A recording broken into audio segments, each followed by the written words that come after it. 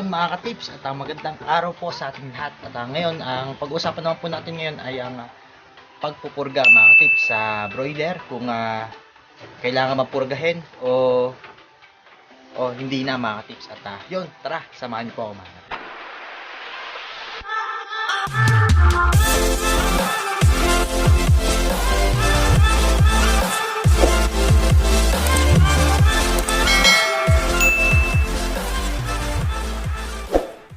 At yun mga ka-tips, at magandang araw po sa ating lahat. Ayan, at yun, magbablog na naman po tayo mga ka-tips. At sabi ko nga sa inyo, i-share ko naman po sa inyo yung pag-apply ng pagpangpurga. At kung kailangan pa bang purgahin ating mga chicken broiler o hindi na mga ka-tips. At yun, i-update ko muna kayo mga ka-tips sa 2 days old ng ating mga chicken broiler. Ito ay may mortality na tayo mga ka-tips, talagang hindi maiwasan. Meron na po tayong dalawa. At may value naman po yung 6 mga ka-tips. May dalawa na tayo. At dito mga ka-tips, yan. At nakita nyo naman po sa short video mga ka-tips na nagkakatay na po kami. At bali ang nakakatay na namin ay 40 na mga ka-tips. Yan. Ito. Up and down, meron pa rin tayo mga ka-tips. At tayong kagandahan mga ka-tips ay nakakapagtimbang tayo ng 2 kilo, 2.1, 2 kilo, 1.8, 1.9. Yan mga ka-tips, kasi bali 1.8 ay kinakatay na rin po namin yan. At minsan 1.7 sinasama na rin namin mga ka-tips. Yan. Ganun po. At yun, update din mga ka-tips sa ating presyo dito sa Laguna mga ka-tips. Dito sa amin. Taga ano po kasi ako, Magdalena mga ka-tips. At dito ay ang kuha po ay 165 sa tindahan mga tips. Ayun ang kuha sa amin sa dress mga tips, no. Pag ano, pinaka presyo talaga ay 180, no. 180 mga tips. 180 or 185 yun mga tips. At yun, pakita ko muna sa inyo tong ating mga sisiw mga tips. At yun mga tips, ito po ating 120 6, gawa may palit tayong 6 dahil may mortality na tayong dalawa mga tips. Yan, medyo bumusa na sila mga tips. Yan, bumusa na, medyo ang lalaki na. Yan, at 2 ilaw lang yung ating binuksan, isang 40 at isang 100. Medyo mainit kasi kanina, kaya nagbawas tayo ng ilaw mga tips. Yan, kakalagay na rin natin ng ano, yan. Pag ganito mga tips ay okay lang to dahil hindi sila nilalamig at hindi rin sila nainitan, sakto lang. Yan, ang takaw na rin kumain mga tips. Yan. Pagka silip po kanina wala nang tubig, wala na ring pakain. Bali ang painom natin ay robust strip pa rin mga tips. At dire-diretso pa rin yung pagpapainom natin para maiwasan yung bakterya sa kanilang mga katawan mga tips. Yan, at medyo nag-iingat tayo dahil nga may alaga pa tayong mga malalaki na huwag sanang mahawa ng sakit o ano bang peste mga tips. At puti na lang ay yung mga alaga natin doon na malalaki ay wala namang mga sipon. Yan mga tips. To share ko na rin sa inyo yung ito mga tips. So, may basa. Yan.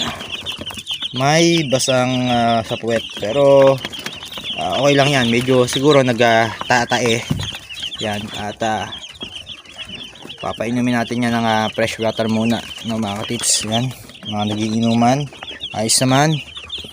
At yun mga tips, okay na. At doon naman tayo sa mga malalaki. Ano po, yung ano bang mga nangyari sa aking mga malalaki, ba't mayroong maliliit at hindi sabay-sabay ang kanilang paglaki mga tips. At yun, tara. Yun mga ka-tips, ito naman po yung ating mga malalaki na chicken broiler mga ka-tips. At ito ay yung iba ay nasa 1.5, 1.5. Yung iba ay may 1 kilo tayo, to maliit, isa lang naman. At nagpakain na rin tayo ng mais mga ka-tips. Naghalo tayo dahil yun nga po,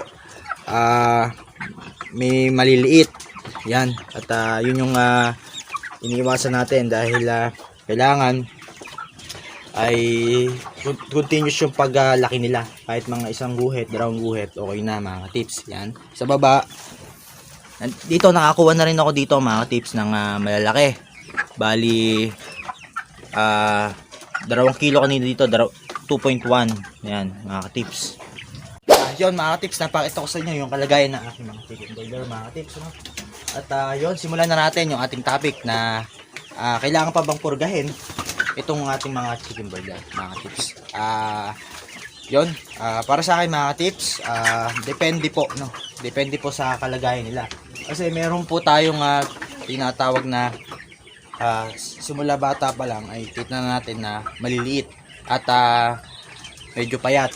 Pag nakita nyo po, napansin nyo na mga 20 days pa lang sila, medyo maliliit na at parang hindi nalaki, ang tatakot kumain. Pag ganun po ay kailangan po nating purgahin yon kasi ano bang mga cause nun mga tips, tulad na nga naiiputan yung painuman nila, naiinom nila yung ipot, diba po, saka sa feeds naiiputan tapos natutuka din nila. Isa rin po yon sa cause ng pagkaroon ng bulate sa kanilang mga tiyan o bituka, yung mga tinatawag na yan. Kaya sila ay ang tatakaw kumain tapos hindi rin nalaki mga tips. At pag ganun po, kailangan yung purgahin kasi sabi-sabi nga po pag may ulay nga daw po ay mamasa-masa yung ipot, no mga tips. At ganun ang nangyayari. At pag ganito na malalaki na mga tips na tulad 30 days na to, ay hindi ko na po ito pupurgahin. Bali ang gagawin ko na lang po ay papatukan ko na lang po ng mais na durog mga tips kasi subok ko na at hindi naman ako nagpupurga talaga, pero lagi akong ready mga tips.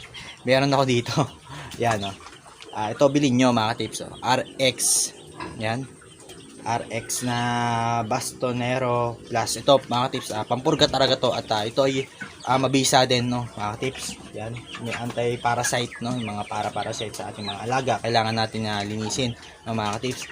At paano nga ba ito ina-apply? Ang pag-a-apply po nito mga tips, kailangan nyo po muna uhawin kahit mga 30 minutes. Wag nyo muna pawatukain mga tips. Saka nyo po painumin ito. Yan, painumin nyo yan. Yan, kahit sa gabi, pwede din sa maga mga tips, pwede. Yun, gano'n. Wag po sa tanghali kayo magpapainom kasi pangit po yan, medyo mainit. Yan, kailangan sa maga o sa gabi kayo magpupurga mga tips. Ganun lang po ang aking procedure na aking ginagawa. Bali, maghapon siguro, maghapon ko pinapainom. Para, alternate pa rin po yun gamot, tapos tubig. Para hindi naman po makasama sa kanilang katawan mga tips. Ganun po yung aking procedure na aking ginagawa pag ako po ay nagpupurga. At sabi ko nga po sa inyo, hindi po ako nakakapagpurga dahil nga po sa kalagayan na aking mga chicken broiler ay subok ko na yung mga ganyan. Kapag may mababang timbang ay kailangan lang po niyan ay pakainin lang ng mais dahil nakukulangan. Sabi ho ay siksikan sila dito, yung iba nagbubungguan ay stress kaya hindi po nalaki, hindi po na yung paglaki nila, hindi dumadiretso yung paglaki mga tips. At yun, kaya nga isa pa sa mga sinashare ko mga tips, pag may nakita na kayong bansot mga tips ay kailangan nyo nang iiwala yun, no? Pag nakita nyo po ng 14 days may bansot, yun po ay matakaw lang kumain. Mahalata nyo naman po paano, ano nga po ba yung mga senyales ng mga bansot. Maliit po ang paa, mahabang pakpak, malagong balahibo, mahaba yung tuka. Yun po yung mga cause ng bansot mga tips. Bagay ganun po ay ni-dispatch na ho yun, no? Kaya ilipat nyo ng kulungan, huwag nyo isama kasi napakatao kumain ng mga tips. Sa malalaking poultry nga po ay yun ay tinatapon na, ni-dispatch na po. Ito lang yung aking may share na subok na pangpurga mga tips. Yan. Ito ay matagal na dyan sa amin, hindi ko nagagamit kasi wala naman ako nakikitang cost para ipurga sila. At yun nga, nag-harvest na kami, masama din bagay magpainom tayo ng gamot mga tips. Yan, paalala ko lang mga tips, isa pa sa mga paalala ko. At yun nga po, init ulan, isa sa mga nakakasama sa ating mga alaga yan. Init ulan, nakakababa rin ng timbang yan mga tips. Dahil nakakasagap sila ng lamig, nakakasagap sila ng init. Yun, sa nagkaka-problema sa kanilang katawan mga tips, kaya bumababa. Kaya hindi rin advisable talaga mga tips na magpurga kayo agad. Obserbahan nyo muna. Ano po, mag-search kayo, search muna kung ano po yung mga sinyales na may parasite sa kanilang katawan. Ano po, at isa pa yon sa napag-aralan ko, kapag nagkakamot ng mata, makata yung mata nila, yun, ibig sabihin nun, meron din silang ulay nun mga tips, no? Ganon, mga bulatis at yan. Yun yung mga indikasyon na kailangan nyo silang organ. At wala naman ako nakikita rito nagkakamot, mga tips. No? At sadya talagang ganon ang nangyari, no, mga tips. At nga pala mga tips, hindi kami nagkakatay ng maramihan. Kumbaga sa isang araw, 10, 20, ganon mga tips. At sa madaling araw kami nagkakatay. At hindi kami yung isang bultuhan mga tips. Wala pa kasi kaming bayar na bultuhan talaga yung isang kuhanan ng isang katayan, isang kuhanan ng live, wala po. Kaya ganoon ang ginagawa namin. Kaya 28 days nagkakatay na kami kasi meron ng mga 2 kiluhan, 1.7, 1.8. Tas habang nagkakatay kami, nadagdagan yung iba, kaya continuous yung namin na tips. At ganun po, hindi naman po kami natatalo sa pagkain dahil medyo dieta na namin sila. Hindi na masyadong binibigyan ng pagkain, puro tubig na lang, tubig para hindi sila ma-dehydrate mga tips. Ganun lang po ang diskarte niyo inyong gagawin bagay magkakatay po kayo mga tips. At yun, dito ko na patatapusin ang aking mga video. Maraming salamat po sa ating mga solid supporter dyan mga tips. At yan, huwag kayong magsasawa at dire-diretso lang tayo sa ating pag-aalaga mga tips. At huwag po kayong manghiya mag-comment at talagang lagi po ako sasagot sa inyong katanungan mga tips. Yan, mga tips, maraming salamat po at happy farming po sa ating lahat.